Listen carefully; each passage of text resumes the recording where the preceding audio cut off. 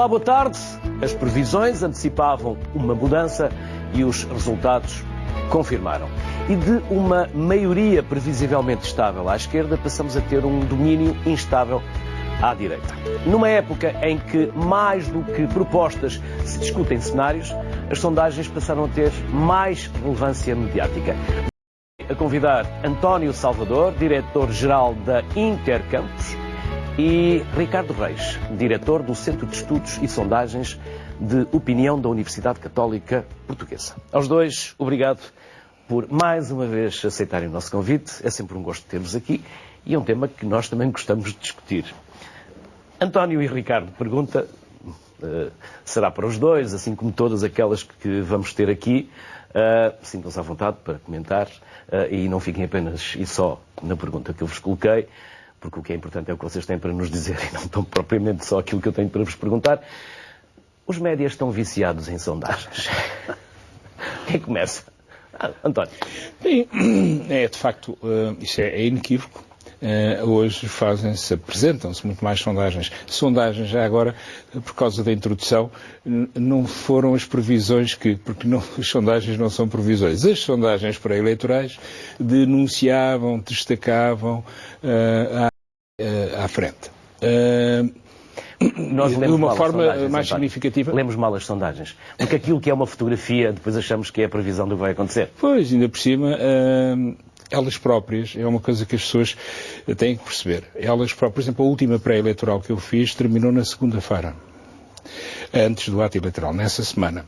Segundo um estudo pós-eleitoral que tinha feito em 2022, 24% das pessoas, não quer dizer que seja sempre assim, mas um número muito significativo será. Nessa altura foi 24% das pessoas que decidiram na última semana, e dessas 50%, ou seja, 12% do total, decidiram nos últimos 2 dias, ou seja, já após o final da campanha eleitoral.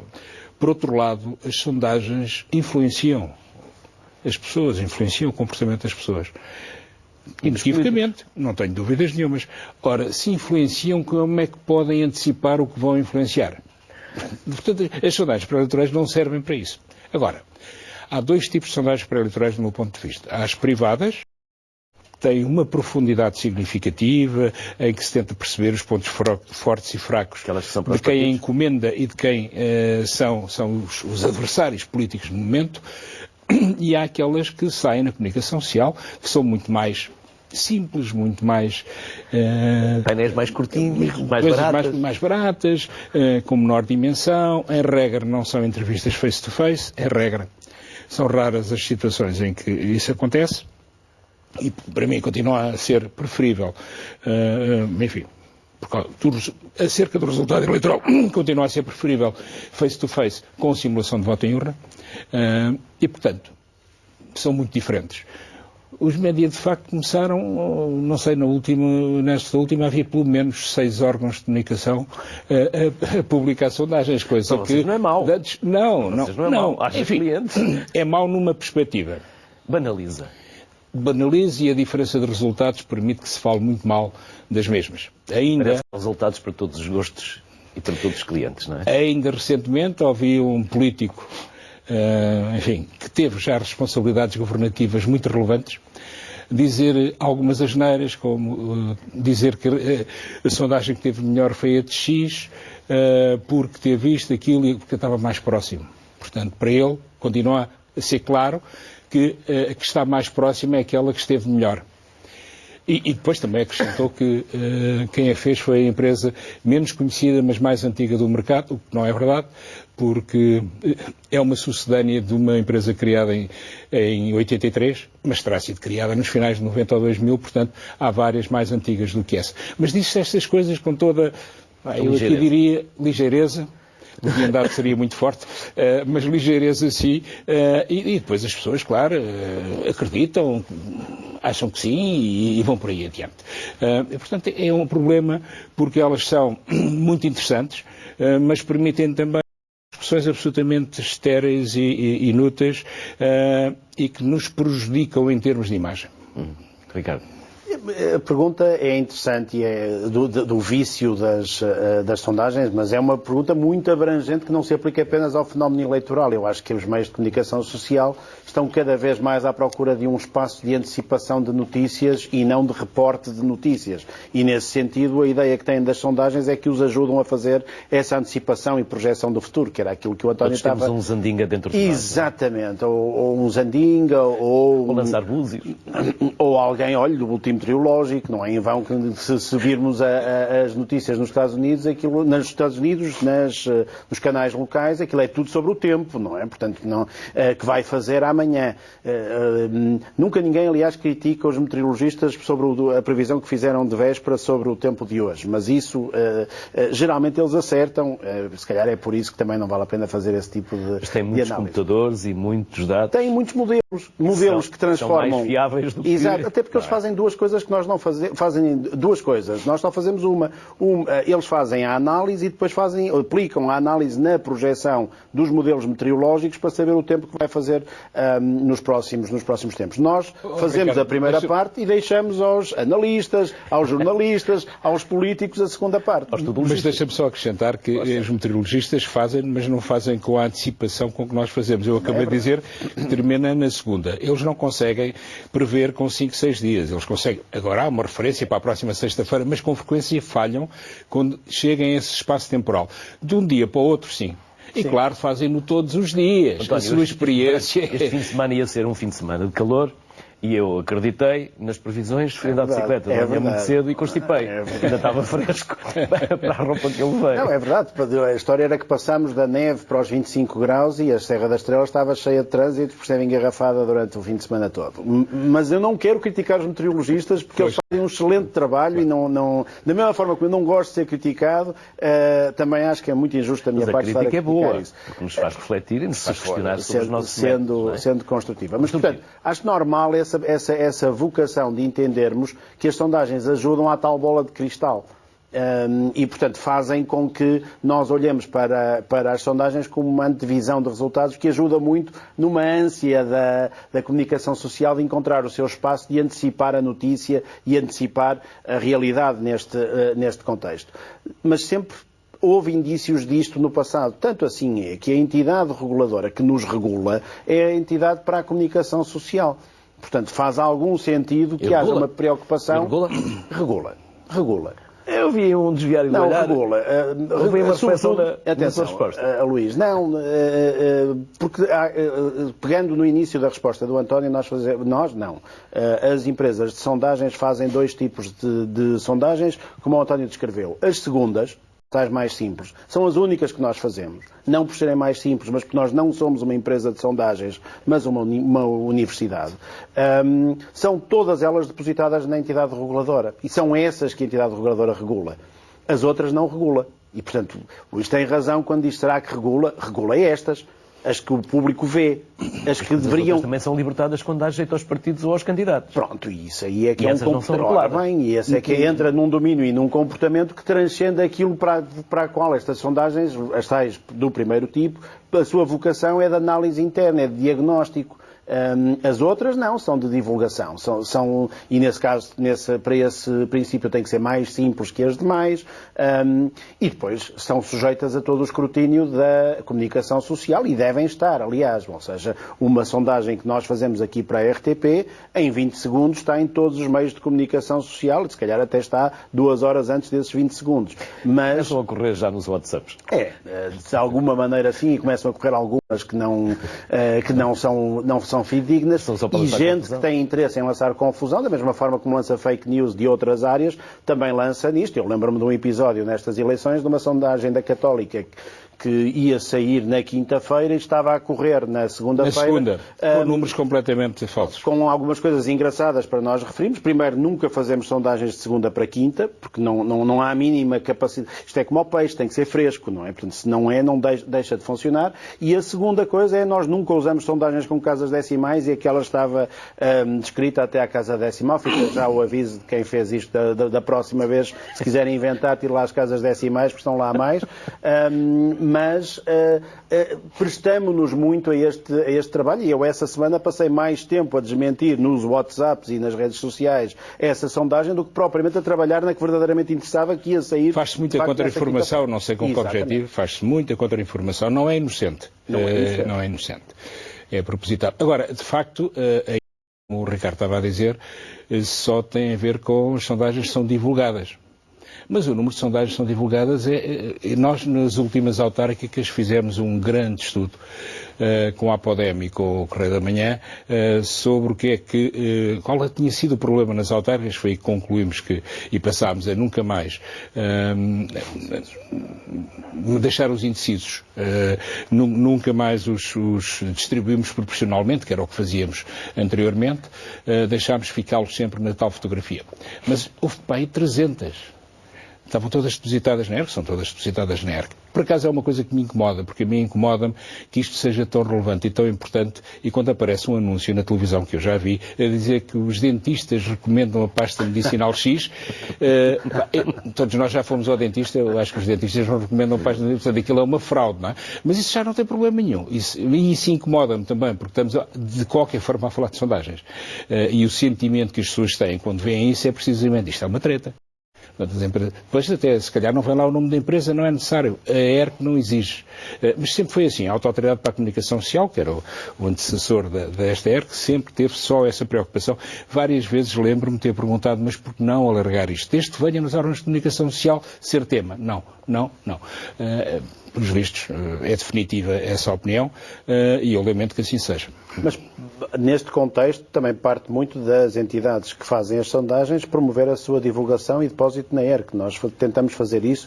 Para os dentistas, por acaso, não me lembro de termos feito, acho que não é do meu tempo, mas houve uma série de inquéritos que nós fomos fazendo, até para que as pessoas fiquem descansadas em relação quando lhes liga alguém a perguntar e não desconfiem e confiem que estamos a fazer isto apropriadamente. Ricardo, mas se houver alguma coisa incorreta, a ERC só procede se houver uma denúncia. Exatamente. Se não houver denúncia, não. E há histórico de ter procedido?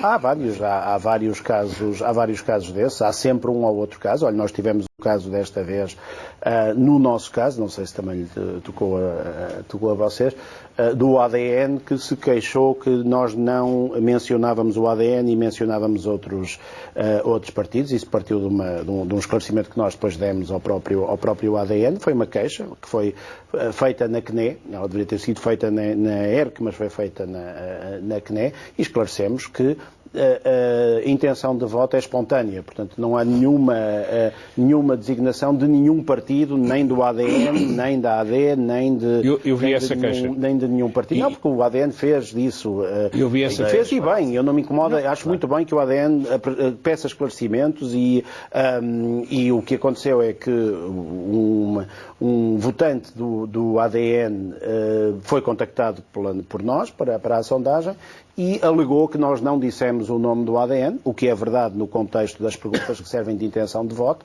e teve resultado. A CNE deu-nos uma recomendação de que tudo o que sejam perguntas que de facto tínhamos, por exemplo, sobre se o Luís Montenegro era melhor que o Pedro Nuno Santos, ou o Pedro Nuno Santos melhor que o Luís Montenegro, e que nos cingíamos a esses dois candidatos e não à lista dos 19 potenciais candidatos que existiam, que se não deveria haver um maior esclarecimento nesse tipo de questões, o que acho que faz todo o sentido, e portanto quando pergunta se regulam sim senhor, e quando há queixas nós respondemos, há uma contrarresposta e portanto isso ficou, a meu ver, bem esclarecido, espero que sim, que não tenha levantado grandes problemas de maior, e atenderemos às recomendações, quer da Comissão Nacional de Eleições neste contexto, quer da Entidade Reguladora para a Comunicação Social, no mesmo contexto das queixas que sejam feitas. Posso-lhe contar outro episódio não desta eleição? Relativamente só, Ricardo, deixa-me só dizer isto. É óbvio que quem fez a queixa podia ter pensado um bocadinho e questionado a própria entidade.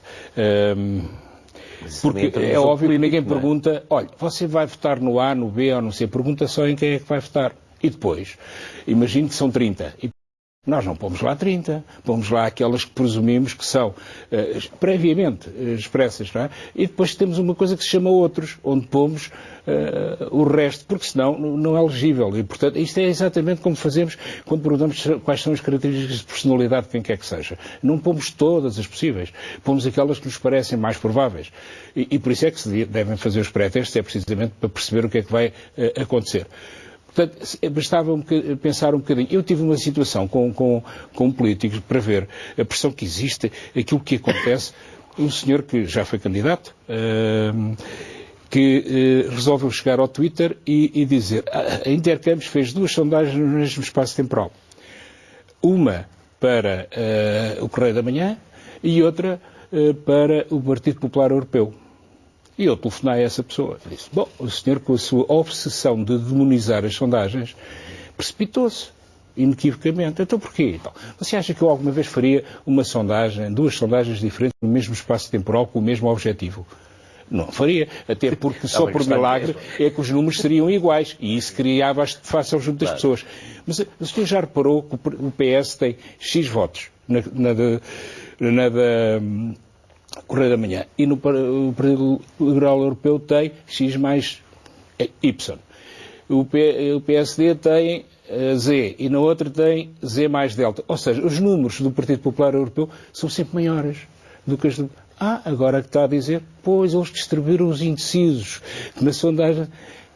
Aquela pressa de demonizar as sondagens, ele saiu com o Twitter, depois houve um jornal e um programa de televisão que notaram isso e de facto esclareceram a situação, ele não terá ficado muito bem visto.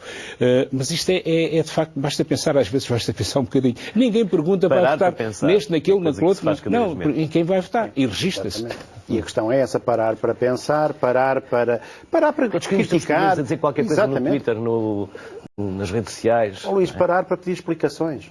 Explique-me lá isto. E nós estamos mais que disponíveis para isso. A nossa função é essa. Fazendo uma participação, uma queixa à entidade reguladora, transforma esse ato num momento político. Pedir-vos explicações não tem a mesma força. Não, mas podem fazê-lo através de... Foi o que fizeram, quer dizer, aquilo acabou por redundar num pedido de explicações que nós temos todo o gosto aliás, na própria resposta que enviei para o partido e para a CNE, oferecemos-nos para recebê-los e para falar com eles. Acho que esta abertura ao esclarecimento do que estamos a fazer, de transparência, só beneficia toda a gente. Senão é uma bola de cristal. Senão vão dizer que estamos ali com artes mágicas a fazer a previsão do futuro. É mais fácil fazer isso. Posso-lhe contar outro episódio, não desta eleição, mas de uma eleição anterior, de alguém que se queixou que assim que disse que ia votar num determinado partido, a chamada caiu. E que não voltaram a ligar-lhe. É impossível nós voltarmos a ligar. É perfeitamente impossível, até porque nós não sabemos o motivo porque a chamada caiu. Quer dizer, era o que faltava quando vocês ligavam o telefone a alguém, essa pessoa lhe telefonasse a seguir a perguntar mesmo para desligar ou quer continuar. Não faz sentido algum. Portanto, tivemos que ir identificar esse caso, entender o que aconteceu, esclarecer a pessoa no contexto em que estava a ser feito, deixar a pessoa, julgo que razoavelmente tranquila, que não havia nenhuma intenção de prejudicar nem o partido em questão, nem nenhum outro partido em particular, até porque senão estávamos a enviesar aquilo que nos acusam muitas vezes de tentarmos fazer, de enviesar as sondagens. E eu já lhe disse aqui, aliás, no seu programa, no nosso programa, Ricardo. No nosso programa, eu não sei se alguém me pedir para eu enviesar uma sondagem, não sei se é para subir ou para descer. Quer dizer, eu não continuo sem entender hoje. O problema é que ele também não sabe. Ele também não sabe. Portanto, nenhum de nós sabe se o que é que ajuda. Está sempre quem queira ter uma sondagem para lhe dar uma vantagem. Não é? Mas é para lhe dar uma desvantagem ou uma desvantagem? Ouça, eu tenho uma sondagem que me dá uma vantagem. Luís, nós já fomos criticados. Era no Contra-Informação. Já fomos criticados. Sim. Eu tenho uma sondagem que me dá uma vantagem. Que me dá uma vantagem. Nós já fomos criticados pela mesma entidade, pelo mesmo partido, pelo mesmo movimento, por termos prejudicado porque lhe dávamos a mais e por os termos prejudicado porque lhe dávamos a menos. Portanto, a mesma entidade. Portanto, e aqui ouçam, quer dizer, expliquem lá como é que nos prejudicamos ou beneficiamos. Nós não sabemos. Eu há bocado dizia que as sondagens influenciam. Eu não tenho dúvidas nenhumas que influenciam. A questão é que não sabemos como é que influenciam. Umas vezes influenciam num sentido, outras vezes influenciam noutro. Há caracterizados... Para o voto útil. podem levar ao voto útil. Com certeza, evidente. Voto num dos dois maiores partidos. Mas não somos só nós. Isso também pode acontecer porque os candidatos têm uma atitude ou têm outra. Por exemplo, 2022, não era hipótese haver geringonça, houve voto útil. 2024, Pedro Nuno Santos disse, eu farei os acordos todos à esquerda. Não havia necessidade de voto útil. Portanto, não são só as sondagens condicionam, mas os players, os candidatos, os comentadores, tudo isso influencia. A questão aqui, e felizmente que é assim, é que ninguém sabe como. Sabe predizer como é que vai influenciar, senão seria muito fácil de manipular e não é tão fácil assim.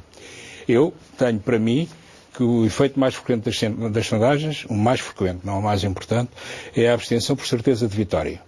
Sim. Mas também há a abstenção por certeza de derrota. Não vale a pena. Também há o bandwagon, eu vou com aqueles que estão à frente. E também há o underdog. Epá, eu tenho pena daquele indivíduo merecia mais, está a ser subestimado, eu vou dar-lhe o meu apoio, nem que seja transitoriamente. Isso acontece mais em eleições de segunda ordem, como costumamos dizer, como por exemplo podem ser consideradas umas europeias. Vai-se lá saber porquê, mas são claramente aquelas que os portugueses consideram como menos importantes. Mas, portanto, nunca se sabe, e isso é fantástico. E depois há uma coisa também, que eu digo muitas vezes, um estímulo hoje provoca uma reação. O mesmo estímulo, amanhã não provoca a mesma reação. Pelo menos enquanto a memória funcionar e as pessoas se lembrarem. O que aconteceu também naquele estudo pós-eleitoral que eu há pouco referi, nós percebemos que muitas das pessoas que votaram no PS, diz-se que o PS perdeu 22%. Não perdeu. O PS, no dia a seguir, se houvesse eleições, já não teria o mesmo resultado. Porque as pessoas deram-lhe maioria absoluta sem querer. Não sabiam que era tantos a pensar da mesma forma. E elas não votaram numa maioria absoluta. Votaram na estabilidade governativa. E essa era representada pelo PS. O medo ao Chega. Também houve um contributo sim, também haverá. O medo de um... Sim, também haverá. Sim. Supostamente. Sim, isso também terá funcionado. Sim. Portanto, é muito difícil manipular. Nesse eleitorado em particular. Faz sentido colocar a questão a quem compraríamos um carro em segunda mão? Eu não percebi. Faz sentido colocar a questão numa sondagem a quem compraríamos um carro em segunda mão? É marketing. É um bom slogan. Mas faz sentido. Eu acho que é a forma como as pessoas hoje em dia tentam medir a confiança que as pessoas possam ter na honestidade, na resiliência, na fiabilidade de um candidato, porque numa transação dessas há pessoas a quem nós não nos transmitem essa confiança até num negócio do dia-a-dia. Eu devo-lhe dizer que como há cada vez menos transações destas de confiança e são todas em segunda mão, é tudo por sites e por plataformas de vendas, que eu de facto acho que cada vez menos faz sentido fazer essa pergunta. Acho que faz muito mais sentido ir diretamente às características, mas como o António dizia e muito bem, é difícil exaurir as características relevantes para um Primeiro-Ministro num contexto de uma eleição destas, e o que é relevante para si não é relevante pode não ser relevante para mim. E, portanto, uma transação dessas, que é uma transação com a qual todos nos mais ou menos identificaríamos, seria a forma mais rápida de abarcarmos todo este conjunto de características e das pessoas saberem do que estamos a falar, nem nós saibamos bem do que estamos a falar quando se fala de uma transação dessas. Portanto, faz algum sentido, eu acho que cada vez menos faz sentido, até para as novas gerações que, para já, nunca chegaram a esse nível de transação de automóveis em segunda ou em primeira mão. Enfim, lá terão a sua altura, e em segundo lugar, porque hoje em dia muitas dessas transações, com base na confiança, estão em desuso. Eu pessoalmente acho que continua a ser útil fazer este tipo de questões, embora seja mais usado, pelo menos no meu caso, nos estudos públicos, são públicos e divulgados. Já agora só um parênteses, há bocadinho estava-se a falar nisso, é importante perceber que os estudos só são públicos se o nosso cliente quiser. Eu pergunto, a ERC só tem a ver com aqueles que são públicos, aqueles que não são publicados, a ERC não tem nada a ver com isso. E, obviamente, que o autor da sondagem somos nós, mas o dono da mesma, o proprietário, o owner, é o cliente. E, portanto, o cliente tem todo o direito, até pode não gostar dos resultados e pensar eu ia divulgá-los, mas não vou neste caso. Mas eu voltando à questão, eu acho que é mais fácil... Mas, António, já agora só um esclarecimento. No nosso caso, o cliente é sempre a RTP e a RTP quer sempre que seja publicado. Aconteceu uma vez, desde que eu sou diretor, uma sondagem na Figueira da Foz, em que, por erro técnico, não foi possível fazer a publicação, e isso foi uma coisa acordada com a RTP. O motivo é muito simples e explica-se rapidamente. A Figueira da Foz é uma localidade com imensas casas de férias e porta a porta é muito difícil de ser feito neste tipo de contexto e, portanto, foi isso que falhou e não tem nada de especial, nem é por ser a Figueira da Foz, é por ser uma estância de férias e com essa dificuldade técnica acrescida em termos de cobertura de um eleitorado representativo. Desculpa, António, mas não, com certeza interrompo quando quiseres. Eu acho que essas questões, a questão de comprar o carro em segunda mão, mas pode ser do querer jantar preferia jantar com algum deles. É relevante, demonstra a empatia. Às vezes é mais fácil perguntar com uma imagem diretamente e de forma expressa. Ou perguntar qual dos dois escolheria para explicador do seu filho. Perguntas deste tipo, não só a compra do carro em segunda mão. Há muitas outras que descrevem. Estar a perguntar qual deles é mais sério, podemos ter logo como resposta, não sei, não os conheço suficientemente. Mas se eu perguntar... E depois há outra coisa que é muito importante também, que é o A, o B ou o nenhum.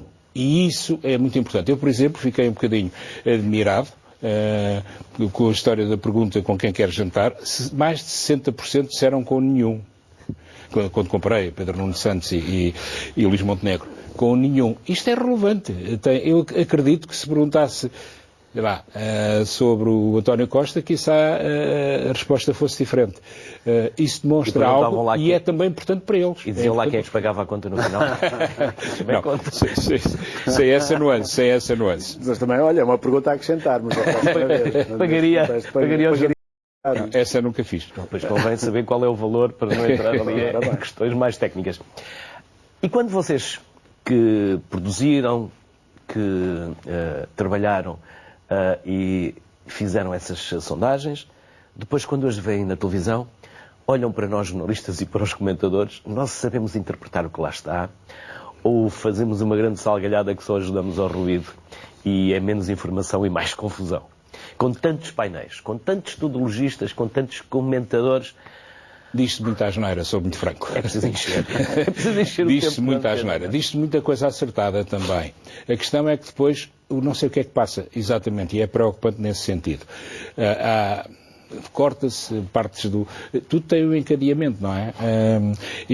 Às vezes falta... Isso está muito claro no questionário, é muito óbvio para o entrevistador, é muito óbvio para o entrevistado, mas depois da forma como é anunciado, até porque estamos a falar de órgãos de comunicação, que também têm como objetivo criar alguma polémica, alguma discussão, volta daquilo, não é? Portanto, audiências. Exatamente, porque isso tem a ver com audiências. E se repare, é cada vez mais importante. Eu vou dizer uma coisa.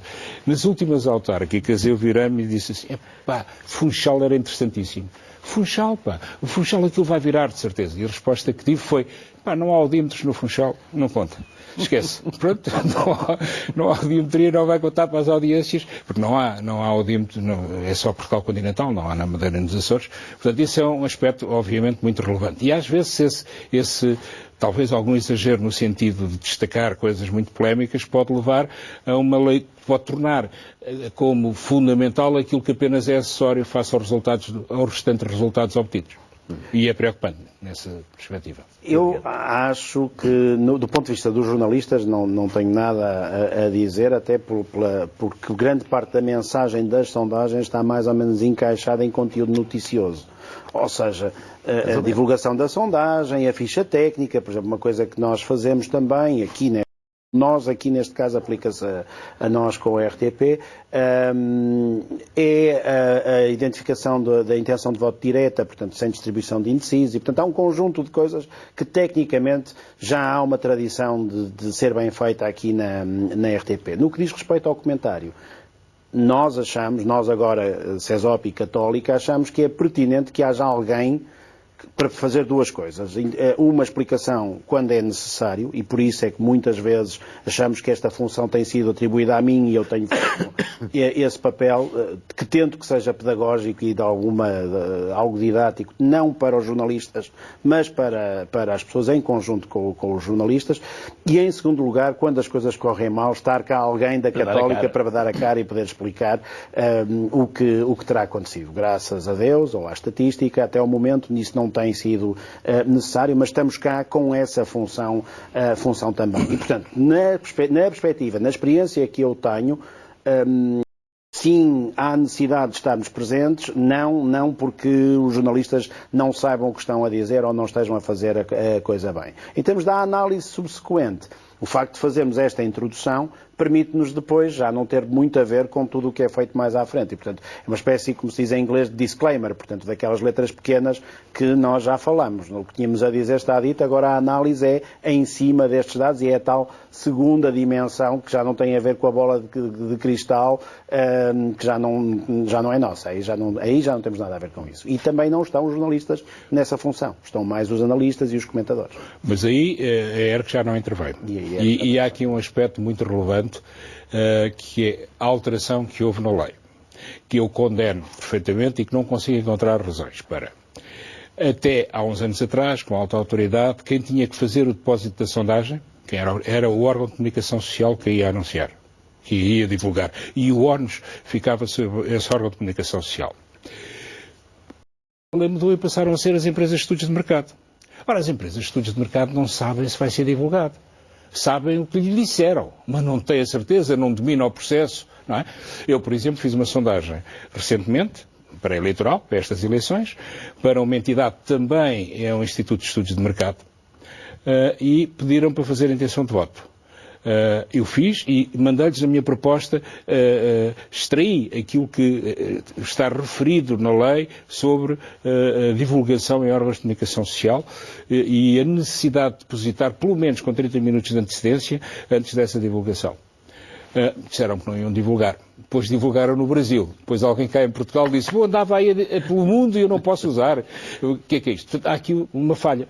Mas há uma coisa que é muito importante. Porquê é que se alterou e passou o ónus do depósito das empresas de comunicação social para as empresas de estudos de mercado e da opinião? A minha opinião é que uns têm voz e os outros não. Uns têm acesso aos cidadãos e comentários e as empresas de estudos de mercado, quando têm um problema, olha, lá tentam tratar do problema e não dizem nada disso a ninguém. Os órgãos de comunicação social podem fazê-lo. António, eu recordo-me que há cerca de 2 anos fizemos aqui um programa também convosco sobre sondagens. E no final do programa eu perguntava ao António, há 1 milhão de portugueses, classe média, que normalmente dá ou mais vitória ao PSD ou ao PS. E o António disse, não, estás errado. Desse 1 milhão, 500 mil são mais ou menos tendencialmente PSD, 500 mil são mais ou menos tendencialmente PS. Pelo menos julgo que foi isso que eu, na altura... Quem é que ganha? Ganha aquele que mobilizar melhor os seus 500. Não é isso que eu devo ter dito. O que eu devo ter dito, e essa é uma questão muito relevante... Percebem as coisas. Não é isso. Convém bater bolas e... Há uma coisa que eu defendo, embora não tenha estudos com a profundidade necessária para o afirmar perentoriamente. Mas tenho alguns indícios de que, assim, as pessoas falam muito de transferência de votos. Eu, por exemplo, vi imensas pessoas a falar não, o Chega não pode ter vindo só do PCP, porque o PCP teve 10 mil votos e o Chega teve 300 mil. Portanto, aritmética, não é? Ok. Mas é que transferência de votos. Eu acho que mais do que transferência de votos, há um tanque muito grande, que é o tanque dos abstencionistas, cuja composição varia significativamente, e isso tem a ver com mobilização. E onde nós não entramos. E nós não sabemos quem está nesses tanques abstencionistas. Quando as pessoas estão motivadas, havia um político que dizia, é mais ou menos a mesma coisa, quando os submarinos, quando há eleições, os submarinos emergem, quando não há, submergem. E aqui é mais ou menos, quando há motivação, eu vou lá votar. Quando não há motivação, depende do sol e da chuva, não é? E depende se está sol ou se está chuva. Mas há questões estruturais. Acredito que isso possa dificultar a algumas pessoas as condições. Mas também há, obviamente, a ligeireza de eu ia votar, mas está um dia de sol fantástico, vou, mas é para a praia com a minha namorada. Isso pode acontecer, não é? Agora, o que é verdade é que se dizia que participavam, os jovens participaram muito, sentiram motivação, saíram do tanque dos abstencionistas para ir votar. Houve outros que, não estou desiludidos, os políticos são todos iguais, eu devo dizer que notei uma coisa nestas eleições que nunca tinha notado até hoje. Já tinha notado noutros partidos. Com apoiantes do PS, notei que houve alguma espiral de silêncio antes, nas pré-eleitorais. Essa espiral de silêncio, que é uma coisa, enfim, definida, não fui eu que inventei, pela Elizabeth Noel Neumann há muitos anos, quer dizer que quando há um clima de opinião negativo, as pessoas tendem a ter maior dificuldade em participar, em se expressar, em dar a voz. É uma coisa que tem muito a ver com aquilo que eu chamo aí, sou eu inventar os 3 Ds, que é a desilusão, a dúvida, o desconforto. Essa desilusão, dúvida e desconforto leva a que as pessoas participem com menos, recusem participar em maior frequência do que existem no universo. E, portanto, no fim estão menos representadas. E voltam para aqueles que a gente não sabe quem são, que são os abstencionistas. Há aqui, e houve nestas eleições, um fenómeno novo. O Chega teve, de facto, uma prestação muito surpreendente, notável. Foi buscar principalmente a abstenção. Em muitas dimensões. E também ao PS. Foi buscar a abstenção, é inquestionável que foi buscar a abstenção. Nós já temos dados que apontam nesse sentido, foi buscar ao PS. Há alguma transferência do PS também para a AD e da AD para o Chega, portanto nós não anotamos porque são vasos comunicantes, mas também houve alguma dessa transição. E foi buscar à esquerda. Portanto, há uma votação no Chega que tradicionalmente não aconteceria, não aconteceu em 22, não aconteceu nem em 19. Ricardo, deixa-me só dizer uma coisa. Isto é tão notório que eu contava nos pré-eleitorais, um dia fui a um programa de televisão e manifestei a minha se o Chega fosse direita, a direita representaria mais do que os tempos áureos de Cavaco Silva. A esquerda, os números que eu encontrava da esquerda já não aconteciam desde 1991, há 33 anos. E não aconteceram é possível. Em 1991, sim, em 87 e 91, mais nada. Exatamente, em 91. Portanto, há muitos, portanto não era fiquei estupefacto com aquilo. Portanto, isso quer dizer que o Chega não é direita, não. Ou que os eleitores do Chega não são todos... Ou é uma federação de descontentes. É uma federação também de descontentes. O próprio Chega assume-se como... Os polícias que estão descontentes. São alentejanos que estão descontentes porque têm os problemas com a comunidade cigana. Os algarvios votaram fortemente no Chega. Portanto, há ali um conjunto de fenómenos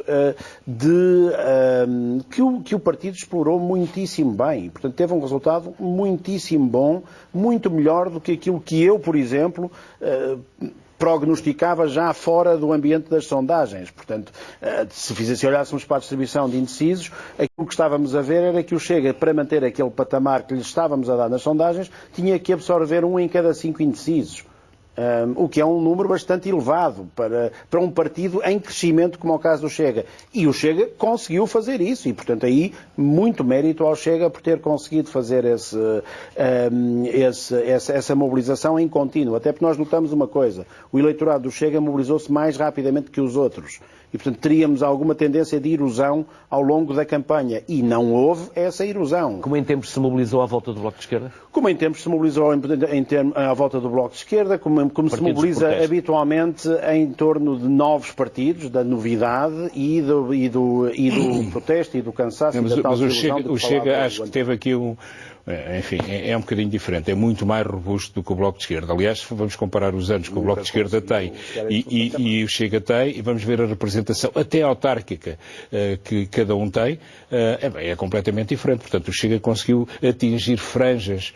Não é um partido rural e também não é só urbano. E o Bloco de Esquerda não sei muito bem. É uma questão que tem que se colocar. É daquelas coisas que nós desabituamos de olhar para as palavras. Quer dizer, o Bloco de Esquerda nunca chegou ao eleitorado que não fosse de esquerda. O Chega, acabamos de constatar isso, chegou ao eleitorado de direita e há alguns eleitores de esquerda. E há quem não se esqueça onde está a base do Bloco de Esquerda. Exatamente. Os partidos marxistas leninistas. Sim, em termos de conteúdo ideológico, o Chega é um bocadinho mais fluido, portanto menos rígido que o Bloco de Esquerda no seu patamar. Agora, quer o Bloco de Esquerda, quer a CDU em toda a sua história, viveram muito bem com o voto de protesto, além do voto ideológico que tinham. Agora acabam, chega, e foi aí que esse voto de protesto, ou muito deste voto de protesto, foi Eu acho que já tivemos na sociedade portuguesa este desejo abrupto de mudança, que foi protagonizado há muitos anos pelo que teve, se não estou em erro, 18,5 também. À volta de um homem, não é? Hã? À volta de um homem. Esse só dava à volta de um homem, não havia ideologia. Mas eu não sei se agora há ideologia. Eu não acredito que as pessoas que tenhamos 1.100.000 indivíduos, que sejam de extrema-direita. Não, são pessoas extremamente descontentes, não são de extrema-direita, são extremamente descontentes. Eu há uns anos fazia fiz um trabalho muito interessante para a SET sobre qual o principal problema da democracia em Portugal. E concluiu-se que era a qualidade da justiça. Da justiça, mas não é do assassinato, é da justiça, da morosidade, da dificuldade em encontrar uma solução e tomar uma decisão. Hoje já não encontro a justiça, hoje encontro a saúde, a educação, a habitação e depois lá vem a justiça. Portanto, as situações, pelo menos na percepção dos portugueses, porque depois se formos a alguns índices que se podem materializar e expressar, se calhar não é tanto assim, mas na percepção dos portugueses sim, as coisas têm... As melhorias que eram expectáveis não aconteceram. Pelo contrário, degradaram-se. Então, temos que encontrar outros, não é? Esta ideia dos políticos são todos iguais está-se cada vez mais a enquistar junto dos portugueses. E eu acho que as ideologias também... cada vez mais me parece que são os candidatos, as pessoas, e não os partidos e as ideologias. Sim. A volatilidade e a permeabilidade são muito maiores do que eram. E eu acho que isso é muito relevante. Quem é quem? Não há ideologia de estômago vazio e o carisma aqui conta. Sim, há quem diga que a parte mais sensível do corpo humano é a carteira. Não é? Por isso é que quando se vota é uma mão na carteira e também nos tempos que correm o telefone, não é? Portanto, além da carteira, ou seja, porque nós temos acesso a comunicação, a promoção, a divulgação política por meios que não tínhamos anteriormente. Sem mediação. Diga, sem mediação, exatamente. Aliás, sem mediação, sem filtro e misturado com tudo. Nós recebemos no mesmo canal as informações de como estão os nossos familiares, como está o tempo, quanto é que vai ficar o futebol ou o handball e depois a dimensão que o Ricardo apontou para o António. Mas não por causa do handball. A questão do handball, onde o António tem um passado notável. A questão aqui é o filtro que existe em torno disso e, sobretudo, a abordagem a novas gerações teve bastante influência nesta eleição, neste contexto. E aí, de facto, os jornalistas têm, e todos temos que ter um papel a dar, né, em termos de sociedade, de como abordar estas novas tecnologias e estes novos meios de comunicação. Não podemos deixá-los apenas entregue a um conjunto. Vamos voltar a este tema, porque eu gostava que daqui a pouco voltássemos a esta história da comunicação. Vamos perguntar se a abstenção na Europa poderá ser uma bomba relógio.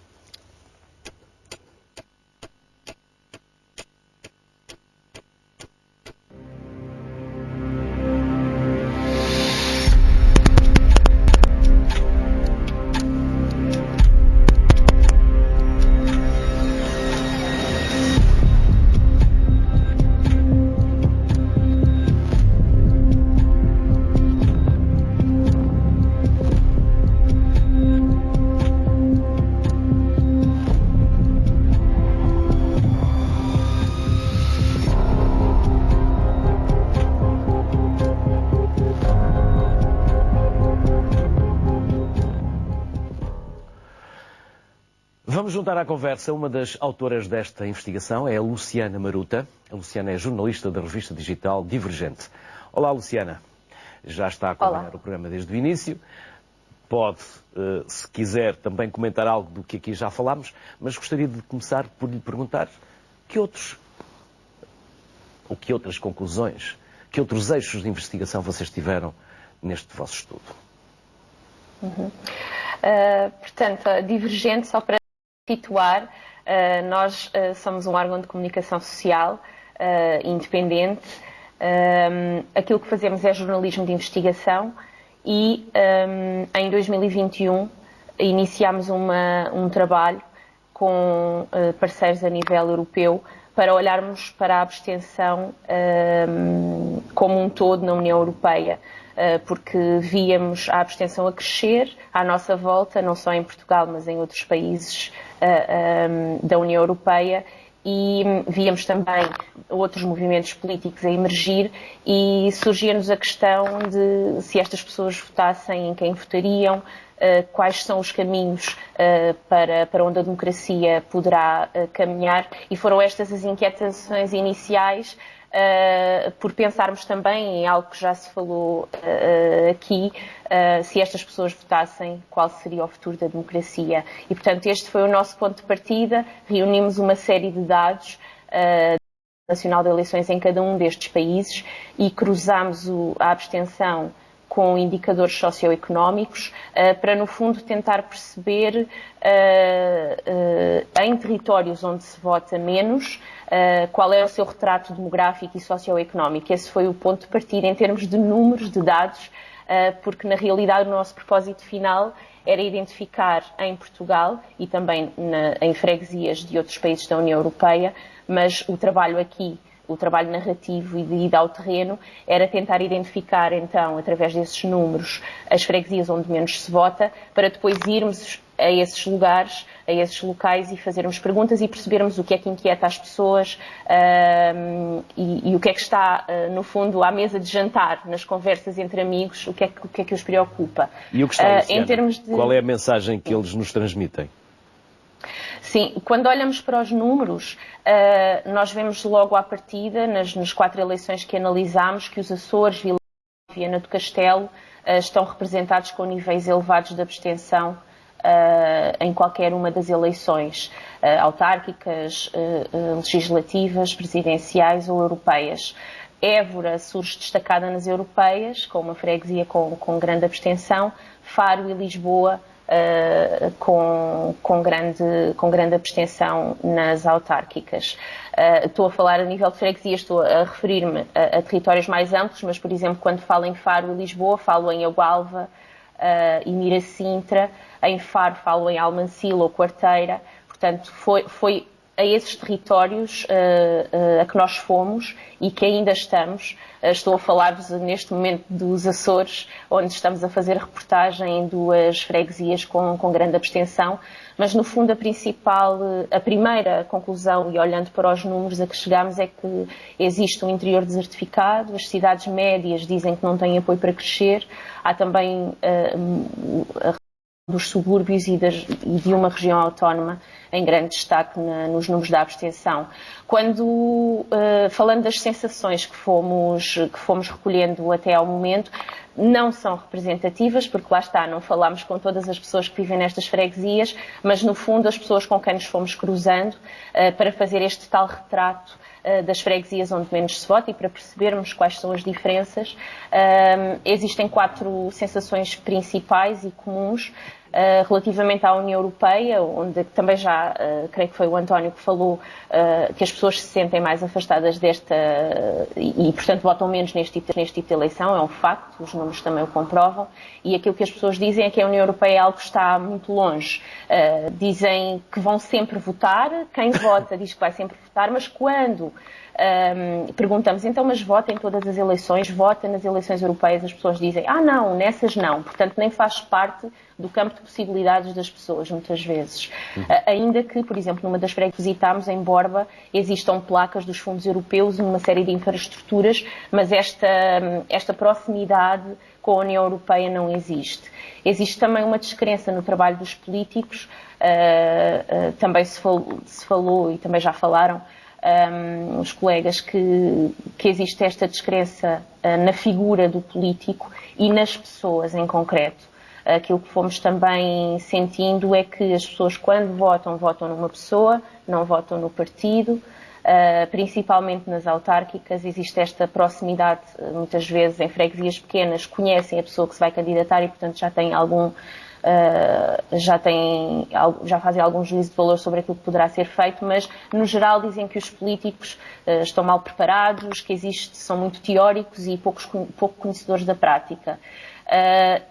Outra das sensações que fomos e que recolhemos nos testemunhos das pessoas é que se sentem pouco representadas. Portanto, não, aquilo que são os discursos, as propostas, não sentem que as suas necessidades do dia-a-dia estão representadas.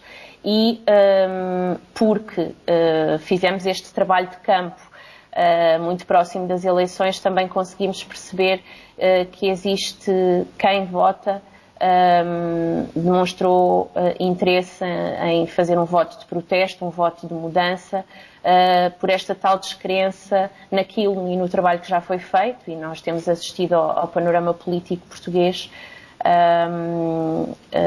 e tem-se falado nisso, não é? Do bipartidarismo, e de facto as pessoas diziam que eles são todos iguais e, portanto, se for votar, porque muitas pessoas nos diziam isso, não tinham a certeza se iriam votar ou não, seria numa mudança e como voto de protesto.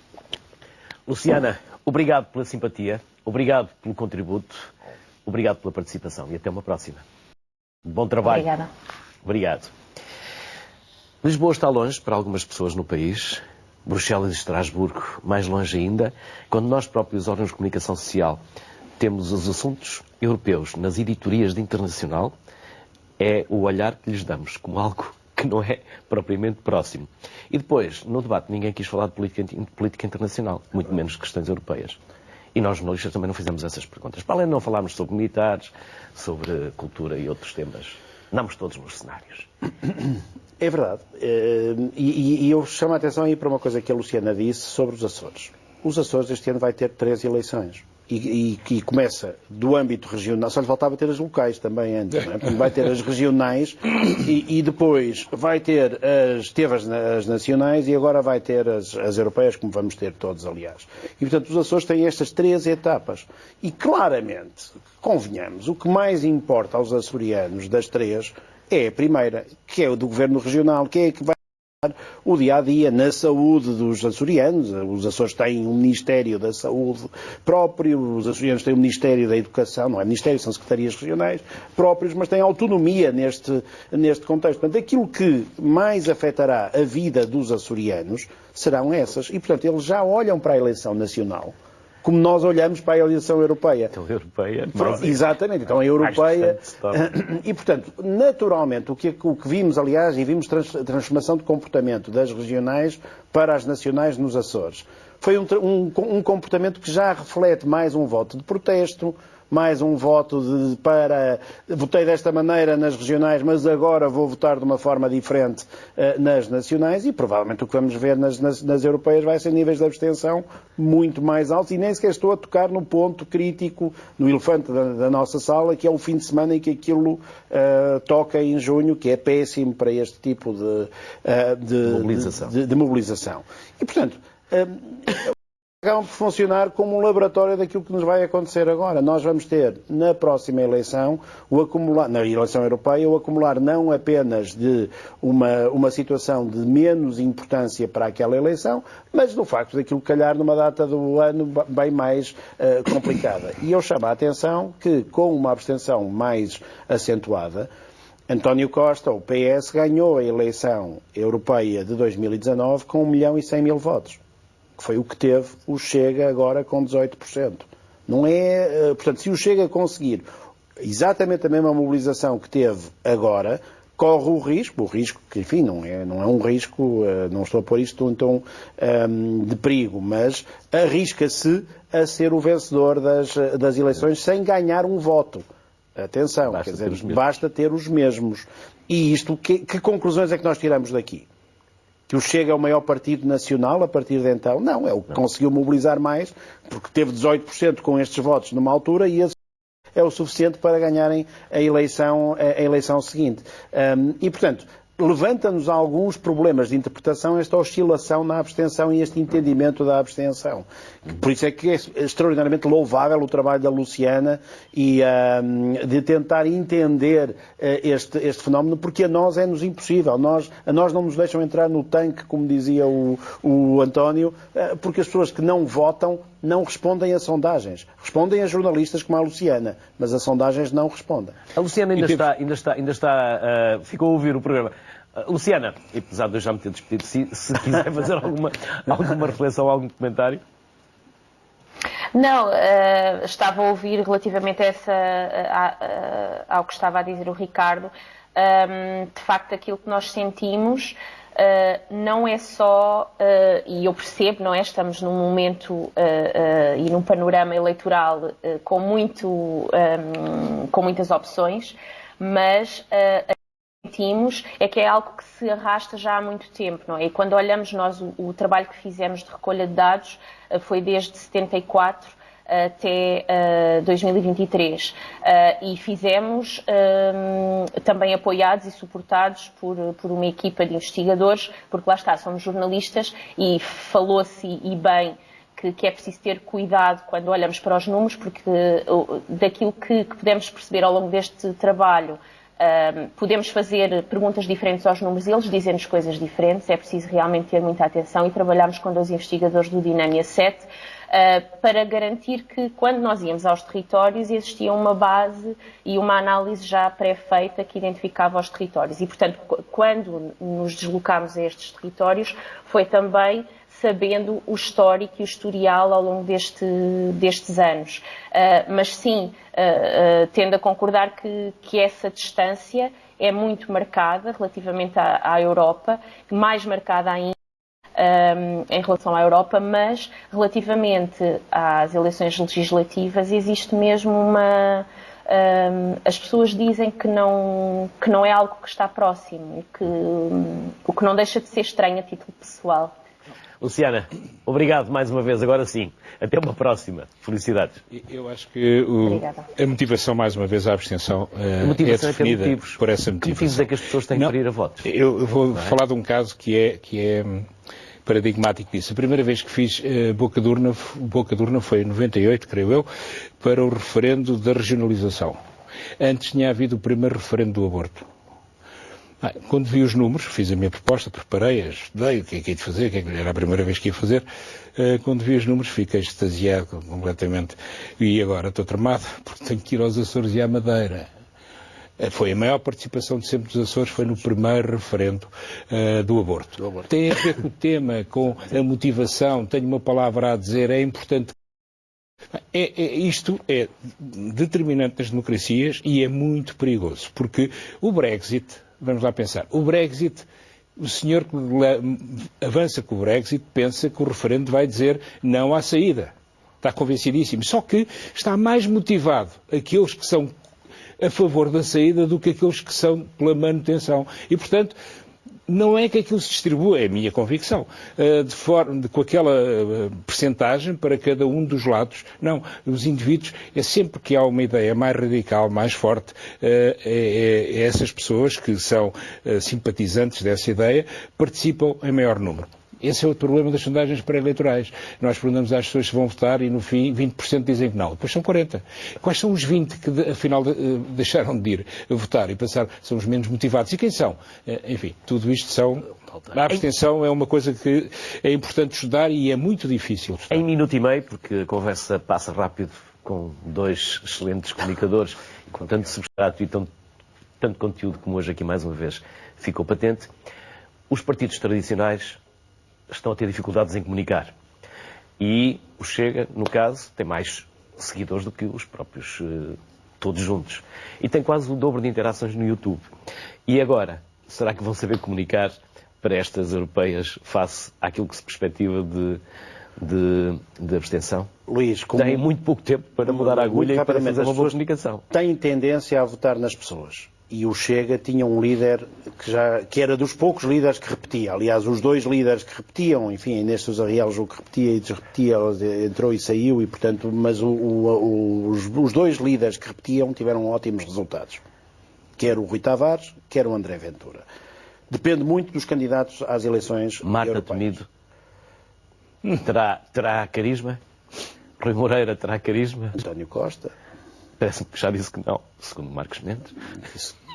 Enfim, quer dizer, mas aí não sei quem será. João Coutinho de Figueiredo tem mais carisma que Rui Rocha, de acordo com aquilo que eram todos os indícios que dava, embora o resultado do Rui Rocha não foi tão mau quanto mas isso. Eu creio Portanto, que Joaquim, depende muito das pessoas. João Coutinho de Figueiredo queria inequivocamente ser candidato ao Departamento Europeu. Não, está bem, mas a questão é se tem mais impacto nestes novos meios de comunicação e mais seguidores. Eu acho que há muito pouco tempo e depois há um cansaço. As pessoas sabem que há atos eleitorais e ainda por cima temos aquela suspeição que pode haver outras legislativas, não num futuro distante, não é? E por acaso o futuro há de ser relativamente próximo, porque está condicionado pelos 6 meses que decorrem do último ato eleitoral e pelos 6 meses em que o Presidente da República, antes de terminar o seu mandato, não os pode realizar. Portanto, não é assim tão difícil, caso venha a acontecer, não é? Fora os 60 dias que me dei entre a convocação e a realização do ato. Portanto, o tempo fica muito limitado. Qualquer das maneiras, isso não é um fator positivo. E depois, a questão das pessoas não sentirem a importância, o que é estranho, porque, das nossas legislação, mais de 70% deriva de diretivas europeias. Portanto, é muito importante, de facto. Nós é que não sentimos que sejamos importantes, somos pequeninos. Se os média passarem 6 meses a dizê-lo, todos os dias, constantemente, nós começamos a interiorizar. Já não temos 6 meses, Luís. Sim, mas o que eu digo é, se passarmos 6 meses, agora aqui já não temos esses 6 meses. Momentos muito relevantes. Sabe porque é que somos europeus? Por causa do euro. E não é do Euro 2004. Não, é a moeda. António Ricardo. Mas era importante, de facto, era muito importante que o Parlamento Europeu fosse mais valorizado que o que é, pelos portugueses, pelos meios de comunicação social e por todos nós. Porque a proximidade é claramente um critério de valor-notícia, não só para nós, mas também para a motivação de quem vota. Ricardo e António, mais uma vez foi um gosto. Eu, por mim, tínhamos aqui todas as semanas, mas vocês têm provavelmente mais de fazer. Mas, mais uma vez, obrigado pela vossa generosidade, pelo tempo, conhecimentos e saberes que partilharam connosco. Obrigado, Luís. Bem-aja. A previsão e análise política continua diariamente. Amanhã.